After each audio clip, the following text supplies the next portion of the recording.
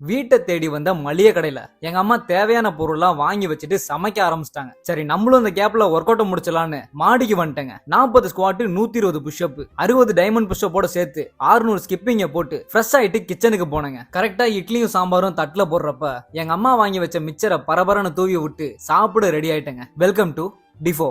என்னம்மா காலையில சாம்பார் செய்யும் போது அவ்வளவு கத்திரிக்காய் போட்டீங்க, இப்ப ஒரு கத்திரிக்காய் கூட இல்லைன்னு சொன்னா, டேய் நல்லா தேடி பாடுறா அதுலதான் இருக்கு அப்படின்னாங்க. சமைக்கும் போது என்னமோ நிறைய தான் இருந்தது, ஆனா சாம்பார்ல பாக்கும்போது 3 தாங்க இருந்தது. கத்திரிக்காய் பிரச்சனையை விடுங்க, இட்லிய இந்த காம்பினேஷன்ல ட்ரை பண்ணுங்க, சூப்பரா இருக்கும். இட்லிய சாம்பாரோட பெரட்டி மிச்சர்ல கோட்டிங் போட்டு எடுத்தா பாக்குறதுக்கு அப்படியே லட்டு மாதிரியே இருக்கும். அந்த லட்டு ஸ்வீட்டா இருக்கும், இந்த லட்டு சாம்பார் ஸ்பைஸோட இருக்கும். கண்டிப்பா ட்ரை பண்ணி பாருங்க. சாப்பிட்டதுக்கு அப்புறம் வீடியோ எல்லாத்தையும் எடிட் பண்ணிட்டு கொஞ்ச நேரம் தாங்க உட்காந்தேன். அப்படியே தூங்கிட்டேன். தூங்கி எந்திரிச்சதுக்கு அப்புறம் 2 சப்பாத்தி குருமாவும் இருந்தது. அதை ஊத்தி சாப்பிட்டுட்டு சைடிஷா இருந்த ஆம்லேட்டையும் சிக்கனையும் சப்பாத்தில ரோல் பண்ணி சாப்பிடும்போது பக்காவா இருந்ததுங்க. என்னதான் கடையில வாங்கி சாப்பிட்டாலும் கொஞ்சமாவது வீட்டு சாப்பாடு சாப்பிட்டாதான் திருப்தியா இருக்குங்க. அதுவும் இந்த மாதிரி மசாலா கத்திரிக்காய்லாம் இருந்தா அவ்வளவுதாங்க. நான் அப்படியே vlog முடிக்கிறேன். அடுத்த வீடியோல பாக்குறேன்.